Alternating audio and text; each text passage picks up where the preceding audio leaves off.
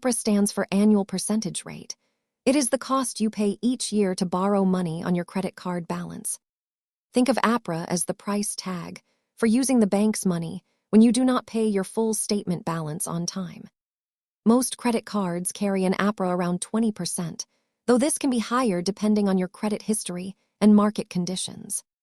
If you pay your statement in full every month, you avoid interest entirely. If you carry a balance, interest compounds daily. While they sound similar, the interest rate is the base cost, while the APR is a broader look at your total yearly borrowing expense.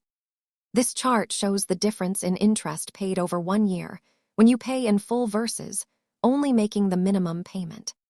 The most effective way to manage credit card APR is to treat the card like a debit card and pay it off completely.